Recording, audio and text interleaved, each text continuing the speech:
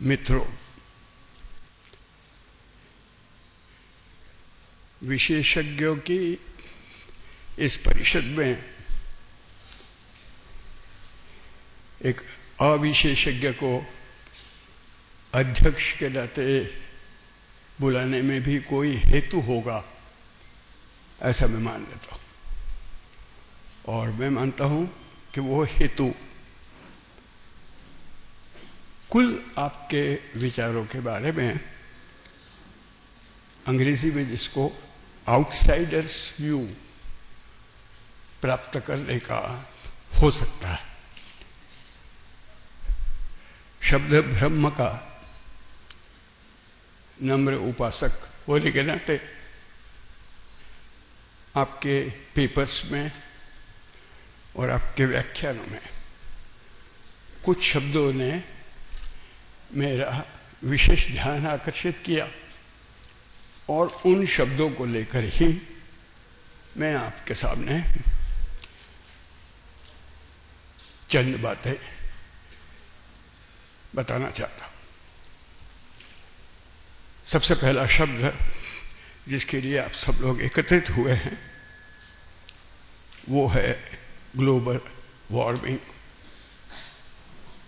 मुझे ऐसा लगता है कि शायद ग्लोबल वार्निंग ज्यादा अच्छा शब्द होता है, क्योंकि उस वार्निंग को लेकर ही सोचने के लिए आप एकत्रित हुए। लेकिन उसके वर्णन में फिनोमेनन शब्द जो इस्तेमाल किया गया, उस शब्द की जगह पर मैं सिम्टम शब्द इस्तेमाल करना चाहूंगा, क्योंकि वो एक सिर्फ हकीकत नहीं है, लेकिन वो एक लक्षण है किसी एक रोग का, और इसलिए उसे सिम्टम कहना चाहिए। फिनोमेनन कैसे से टेकन फॉर ग्रांटेड हो जाता है। फिनोमेनन कहने से कि it has come to stay, ऐसा होना है, और सिम्टम कहने से इसे हमको क्योर करना है, न सिर्फ उससे हमको बचने के लिए कोई उपाय ढूंढने हैं, शॉर्टकट्स ढूंढने हैं, जैसा कि बहुत सारी कोशिश हम लोगों की हो रही है। उसके बजाय इस सारी पद्धति से क्योर करना है, इसको मिटाना है, इसका प्रयत्न अगर हो तो मैं ये चाहूंगा कि इसको एक कुल समाज व्यवस्था की पद्धति का एक लक्षण समझे, न कि एक कोई ऐसी हकीकत आ गई है जो कुछ पिछले वर्षों से हमारे वैज्ञानिकों ने ढूंढ ली है और इसलिए हम घबरा गए हैं और हमारे बाल ऊंचे हो गए। सिर्फ इतना नहीं है, उससे थोड़ा ज्यादा गहरा है।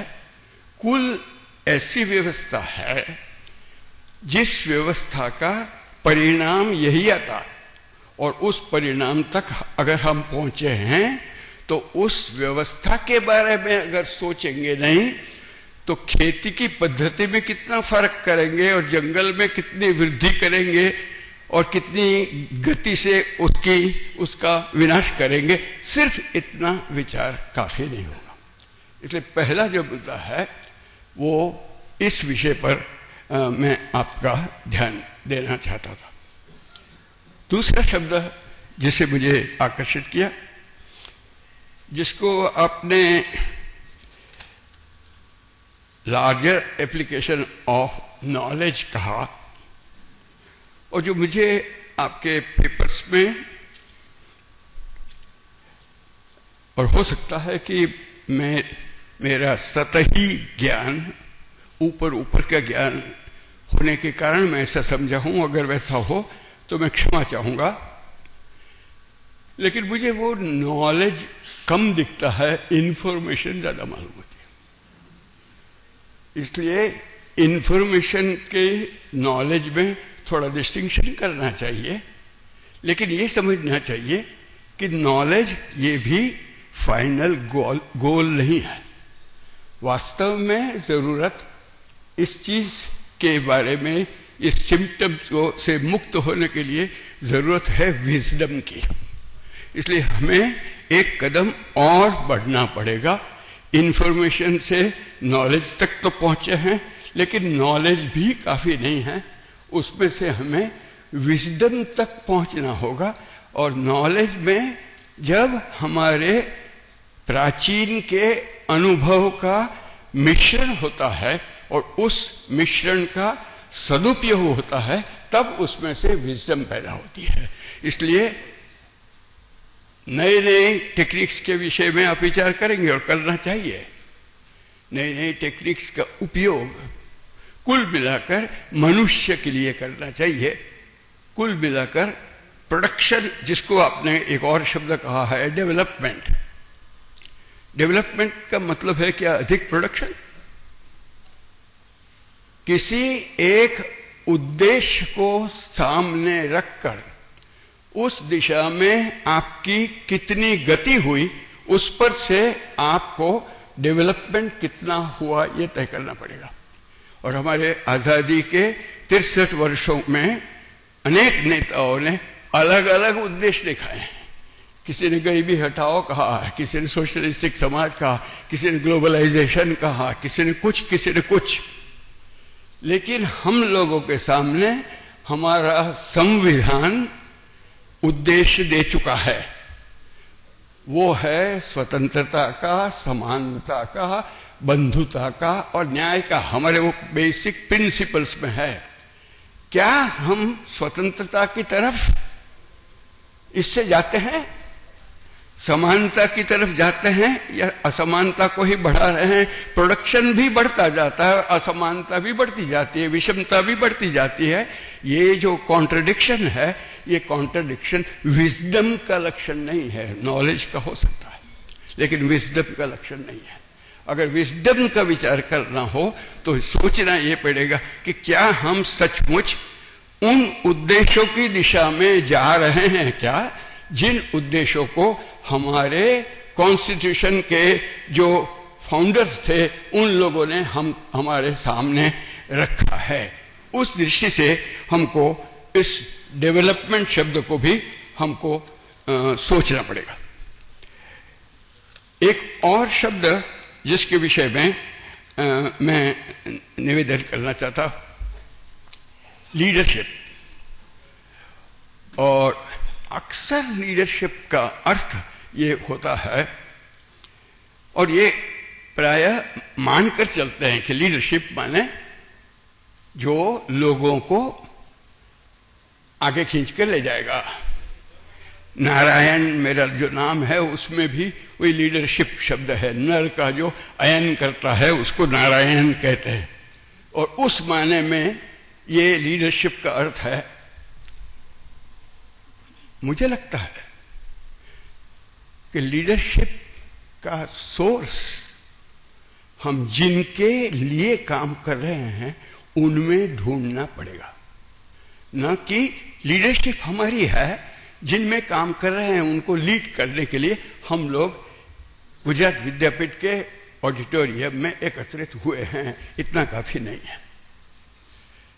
अरुणाचल के एक बहुत छोटी सी जाति अपातानी लोग, पहाड़ पर वो लोग खेती करते हैं, संख्या में बहुत कम है। मेरा ख्याल है आजकल की परिभाषा के अनुसार उनकी भाषा को भाषा में स्थान भी नहीं दिया जाएगा, क्योंकि वो अमुक संख्या से कम लोग हैं। अरुणाचल प्रदेश में चाइनीज एग्रेशन के बाद हम लोगों ने शांति सेना का कई वर्षों तक काम किया था। तो वहां की कृषि के क्या क्या हो सकता है, इसका विचार करने के लिए मैंने अपने मित्र श्री जयंत पाटिल को निमंत्रित किया था, जो बाद में हमारे प्लानिंग कमीशन के मेंबर हुए, अखिल भारत के प्लानिंग कमीशन के मेंबर हुए। कृषि के अच्छे जानकार। आपातानी लोगों की खेती देखने के बाद उन्होंने कहा, नारायण, इनकी खेती देखने के बाद मुझे कुछ भी नया सिखाने का है नहीं, इनसे अधिक मैं नहीं सिखा सकता हूं। इन्होंने सबका सब जो है कृषि के विषय में ज्ञान वो उसमें दिखाया है। अब ये हम तो मानते हैं कि वो तो अनपढ़ है, अनसिविलाइज है, अनकल्चर्ड है, लेकिन उन्होंने सेंचुरीज का ज्ञान प्राप्त किया है। बहुत वर्ष पहले फार्मर्स ऑफ 40 सेंचुरीज नाम की किताब निकली थी, जिसमें इस देश और चाइना, इन दोनों देशों की जो विजडम थी फार्मर्स की, उसका उल्लेख उस पुस्तक में है। मेरा आपसे निवेदन है कि कहीं लाइब्रेरी में पढ़ी होगी वो किताब, आजकल तो वो दिखेगी भी नहीं, हमारे मॉडर्न टेक्स्ट बुक्स में उसको बहुत स्थान नहीं है, लेकिन जरा उसको ढूंढिएगा, और उसको ना ढूंढे तो वो लाइब्रेरीज हम लोगों के सामने हैं, जिनके बीच हम काम करने के लिए जा रहे हैं, उन कृषकों के रूप में। तो उन कृषकों में से उस नॉलेज को प्राप्त करने का प्रयास किया जाए। अगर वो कर सकेंगे तो मुझे लगता है कि शायद अपने ये जो एक पूरी सिस्टम का एक भाग है, और पूरी इस सिस्टम का एक सिम्टम है, एकमात्र से सिम्टम नहीं है, उसके तो अनेक सिम्टम्स है, उनमें से एक है, भयंकर है, ये मैं मानता हूं, लेकिन फिर भी वो एक है। ऐसे ही अनेक दूसरे भयंकर सिम्टम्स भी है। तो उस सिम्टम के बारे में विचार करने में हमें इस विजडम का विचार करने से, उनसे कुछ मार्गदर्शन पाने की और लीडरशिप अपनी उन पर थोपने की नहीं, उनके जो ज्ञान है उसमें से एक्सट्रैक्ट करने की, निकालने की अगर होगी तो सही मायने में गांधी के मन में स्वतंत्रता की जो व्याख्या थी कि इस देश के छोटे से छोटा आदमी या छोटे से छोटी औरत ये महसूस करे कि ये हमारा भविष्य निर्णय करने में हमारा हाथ है, ये जब मानेंगे तब स्वतंत्रता हुई।